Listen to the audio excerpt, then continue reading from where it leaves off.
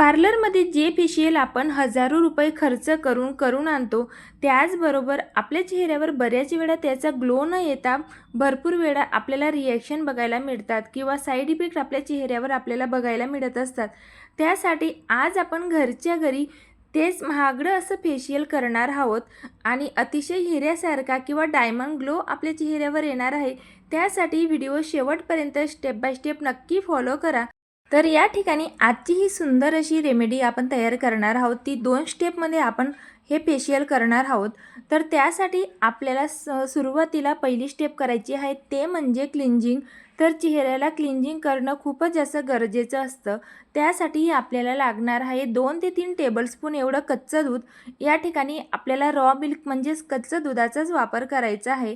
कच्च्या दुधामुळे आपल्या चेहऱ्यावरची जी एक्स्ट्राची जी घाण असते किंवा डर्ट, ऑइल, इम्प्युरिटीज असते, ती सगळी रिमूव्ह व्हायला मदत होत असते. त्यामुळे या ठिकाणी आपल्याला कच्च्या दुधाचाच वापर करायचा आहे.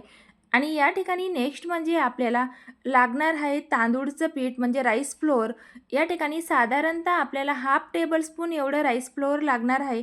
आणि या क्लिन्झिंगची कन्सिस्टन्सी आपल्याला जास्त थिक ठेवायची नाही आहे, पातळच अशी कन्सिस्टन्सी ठेवायची आहे, जेणेकरून आपल्या चेहऱ्यावर अप्लाय करताना करत असताना ते व्यवस्थित असं अप्लाय होईल आणि व्यवस्थित असं आपल्या चेहऱ्याला क्लिन्झिंग होईल. या प्रोसेसमुळे होणार आहे. तर या ठिकाणी बघू शकताय तुम्ही, तर लिक्विडी कन्सिस्टन्सी या ठिकाणी आपल्याला एक क्लिन्झरची हवी आहे. तर दुधामध्ये लॅक्टिक ॲसिडचं प्रमाण भरपूर जास्त असतं, जे की आपल्या चेहऱ्यावर जे ओपन पोर्स असतात त्याच्यामध्ये जेवढी देखील घाण असते ते क्लीन करण्यासाठी कच्चं दूध हे आपल्याला खूपच जास्त आजच्या रेमेडीमध्ये हेल्पफुल राहणार आहे.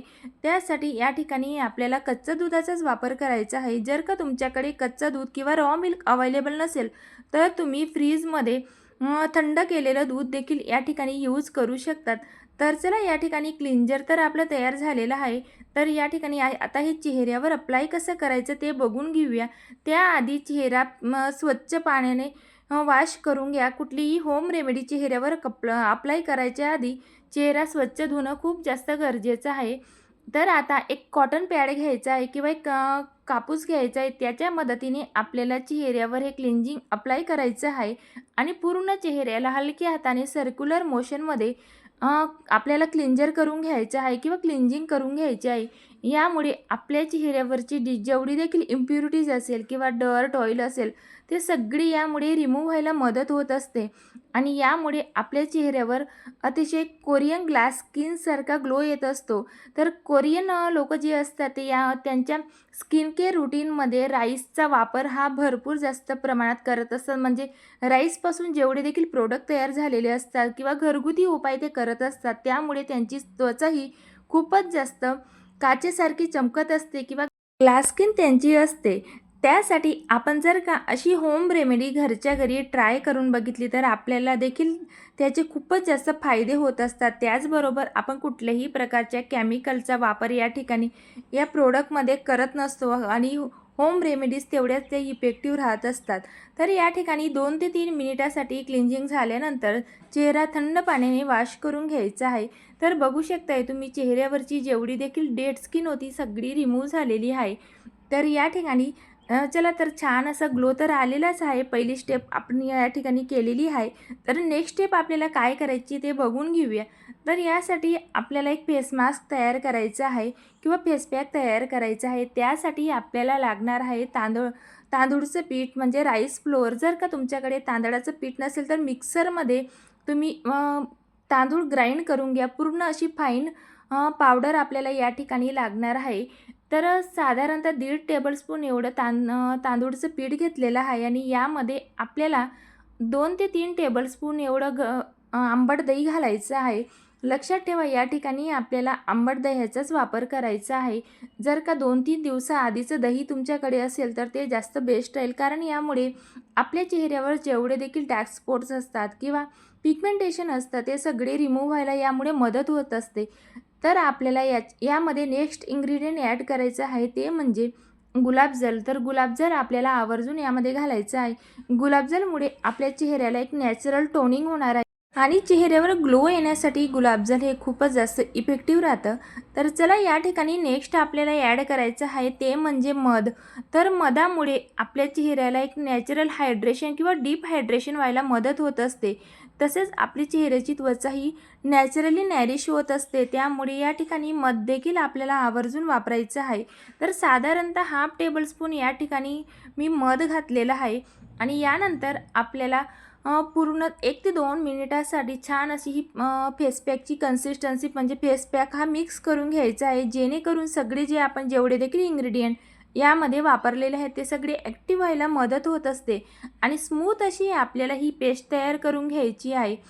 तर आपण यामध्ये दह्याचा वापर केलेला आहे. दही आपल्या त्वचेला हायड्रेशन देण्यासाठी किंवा आपल्या चेहऱ्यावरचं जे एक्सेस ऑइल असतं ते देखील रिमूव्ह करण्यासाठी खूपच जास्त इफेक्टिव्ह राहतं.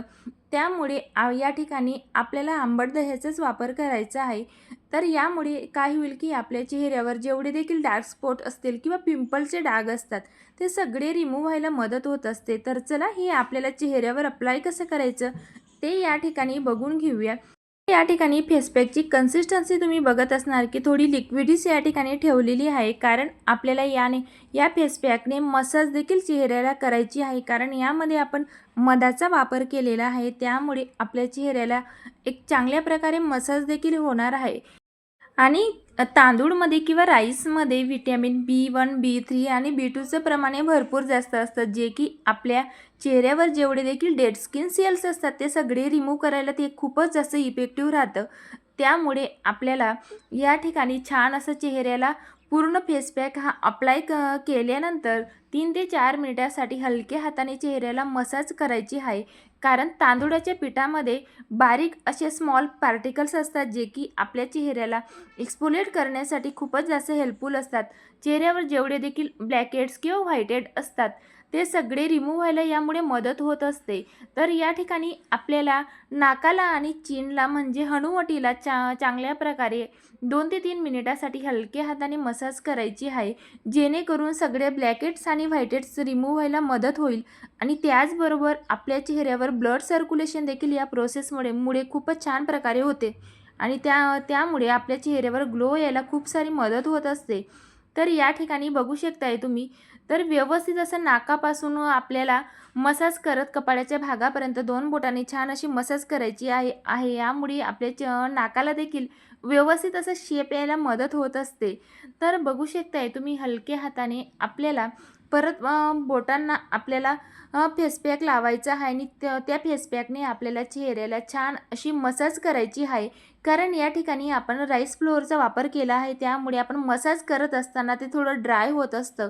त्यामुळे आपण परत 2-3 वेळा आपल्याला फेस पॅक हा हाताला लावून किंवा बोटांना अप्लाय करून चेहऱ्यावर तो अप्लाय करायचा आहे आणि छान असे चेहऱ्यावरचे जे ॲक्युप्रेशर पॉईंट असतात ते देखील आपल्याला व्यवस्थित असे प्रेस करायचे आहेत. तर या ठिकाणी फेस पॅक अप्लाय झाल्यानंतर चेहऱ्याला मसाज तर चांगल्या प्रकारे झालेली आहे. त्यानंतर आपल्याला चेहऱ्यावर सेकंड लेयर आपल्याला फेस पॅकची अप्लाय करायची आहे आणि या ठिकाणी ही प्रोसेस खूपच जास्त इम्पॉर्टंट आहे. कारण यामुळे आपल्या चेहऱ्यावर खूप सुंदर असा ग्लो येणार आहे. कोरियन ग्लास स्किनसारखा ग्लो आपल्या चेहऱ्यावर येणार आहे. आणि या ठिकाणी फेस पॅक अप्लाय झाल्यानंतर सेकंड लेयर चेहऱ्यावर अप्लाय झाल्यानंतर 10 ते 15 मिनिटासाठी आपल्याला हाफ ड्राय होईपर्यंत हा फेस पॅक चेहऱ्यावर तसाच राहू द्यायचा आहे.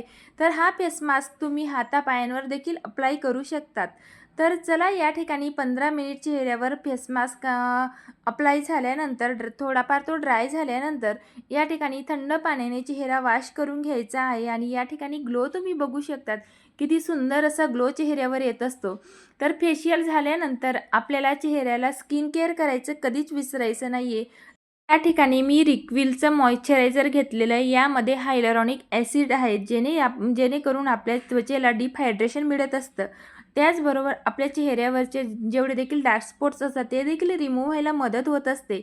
त्यामुळे कुठलंही फेशियल जेव्हा आपण करतो किंवा होम रेमेडीज करत असतो त्यानंतर चेहऱ्याला स्किन केअर नक्की करा. आणि त्याचबरोबर त्या स्किन केअरमध्ये मॉइश्चरायझर आवर्जून आपण आपल्या चेहऱ्यावर अप्लाय करायला पाहिजे. आपल्या डेली स्किन केअरमध्ये मॉइश्चरायझर आणि सनस्क्रीन हे आपण डेली आपल्या चेहऱ्यावर अप्लाय करायलाच हवं. यामुळे आपल्या चेहऱ्यावर वाढत्या वयानुसार जे येणारे प्रॉब्लेम असतात ते खूप कमी होतात आणि आपला चेहरा हा खूपच असा ग्लो करायला लागतो. तर चला, आजची ही रेमेडी तुम्हाला कशी वाटली मला नक्की कमेंट करून सांगा. आणि जर का तुम्हालाही या फेस्टिव्ह सीझनमध्ये तुमच्या चेहऱ्यावर असाच ग्लो हवा आहे तर पार्लरमध्ये न जाता हे फेशियल घरच्या घरी नक्की करून बघा. आणि व्हिडिओ जर का आवडला असेल किंवा थोडा जरी इन्फॉर्मेटिव्ह वाटला असेल तर व्हिडिओला लाईक करायला विसरू नका. चला तर मग भेटूया नवीन अशाच रेमेडीसोबत. बाय.